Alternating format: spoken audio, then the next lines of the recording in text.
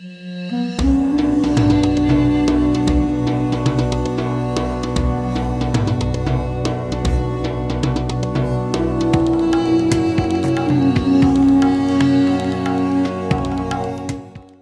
Weiss Bockmann, Senior Maritime Intelligence Analyst at Windward. Michelle, inevitably, the big sort of on the ground story after this ceasefire announced is where's shipping? How can we get the ships, the hundreds of ships that are stuck inside the Strait of Hormuz out and into the world?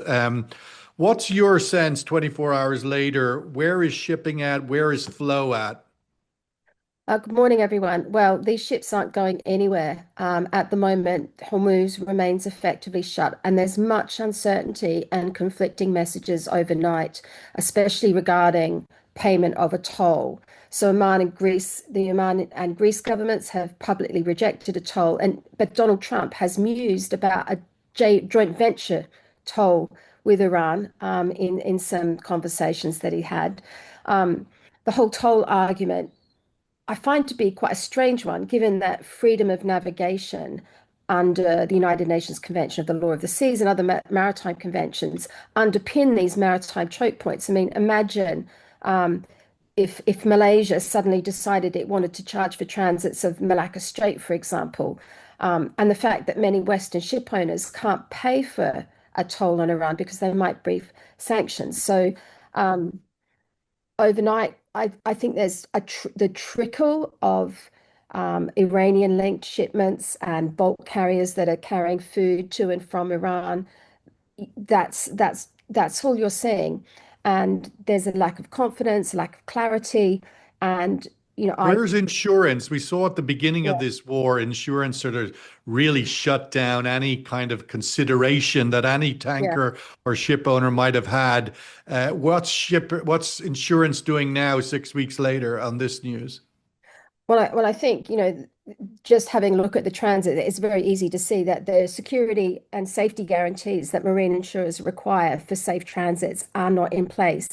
And some of the new transit routes that are being proposed by Iran overnight, which take inbound traffic just under Larrick Island and outback traffic via Larrick Island, that northern route, won't inspire confidence, nor their disclosure that those routes are in place to avoid mines.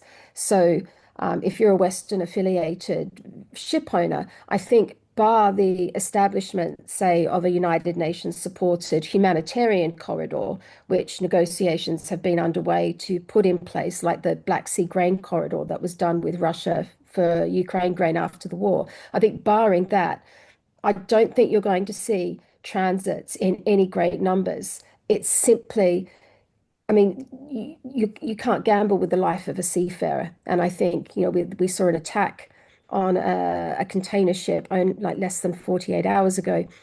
There's just too much uncertainty, I think, for anything like normal traffic to even be considered in the next 3 or 4 days. Michelle, just picking up on our earlier comments there, trying to get, if we had the politics in Islamabad move, I mean, the fact that they're going there is, in a sense, things are moving towards a resolution, hopefully. But in the parallel flow corridor of the shipping lanes, are we seeing the pieces fall into place that would allow flow to move? We mentioned there the ability of paying a toll to the Iranians would violate sanctions. Well, what if the Americans say those sanctions don't exist any longer? And you would imagine that would have to be part of the talks. What about this insurance that the Americans are putting in place, $40 billion now? I mean, my question is, are we seeing the building blocks the Europeans offering to play a role in navigating the Straits of Hormuz and so forth? If the politics lines up, are the mechanics in place ultimately for the flow to start, in your opinion? I just don't know. I mean, there are just so many moving parts. There's a lot of opacity, and uh, as I've always maintained, we're always one tweet away from having to pivot to a whole series of other scenarios. And you mentioned the removal of sanctions on Iran, which I think is one of the conditions that they're looking for. I can't imagine the removal of sanctions on Iranian tankers, for example. I mean, that would, if that happens, that technically those vessels have been moving unimpeded through the Strait of Hormuz anyway. And they Um, unsanctioned their floating oil that's been there for a yeah. while. I mean, and that also gets us to the question of waivers. Some of the, the waivers on Iran and Russia are coming up, and I think it's quite likely, given that even if an agreement is made to open the Hormuz in whatever fashion, even if that happens in the next 24 hours, it's still going to take weeks, not days, to get tankers and oil and gas out, and then of course it's going to take months, not weeks, to get anything back to normal. So, Who's paying for the? I mean, if you look at the day rates on the tankers I mentioned earlier, I mean, we're talking $500,000 a day or something yeah. like that at VLCC. Who's paying? I mean, the price. There's hundreds of vessels stuck in the Strait of Hormuz. Who's paying for these rates? Or are they sort of force majeure? Or what is the mechanics of something like that?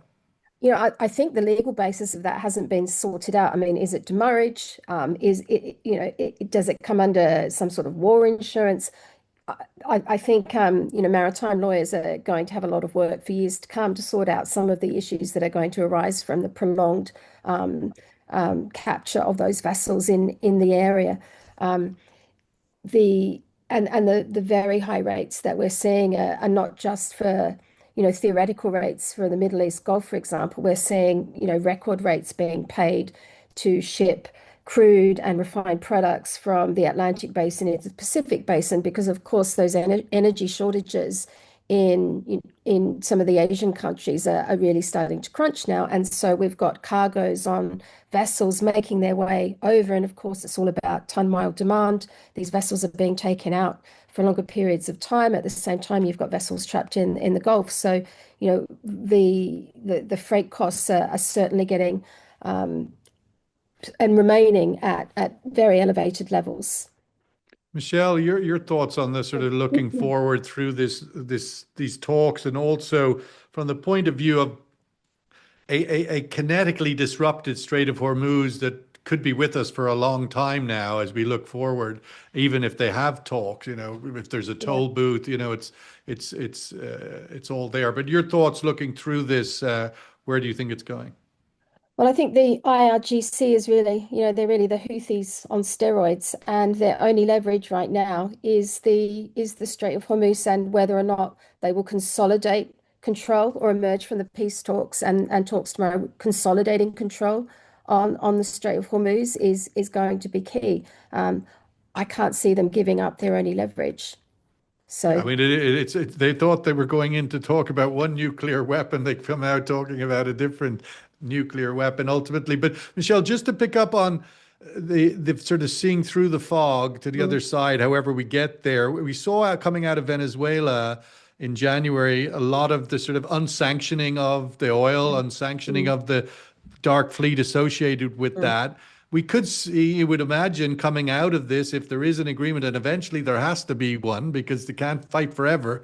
Uh, do we see that this semi-dark fleet, as Nadia mentioned, come forward as that there might actually be a lot more ships available? Rates could come down because of that. What's your see-through, presuming we come out the other side eventually? Well, a lot of the sanctioned Iranian tonnage is really old and dilapidated, and some of it is in such bad condition it doesn't really call at ports anymore. It's just really used for floating storage and ship-to-ship transfers. I think I certainly hope we don't have a semi-dark fleet situation emerge because that's really going to amplify the divergence between policies in Europe and the UK and the US. And I think, in a time of global turmoil, that's probably a very, very unhelpful position to be in.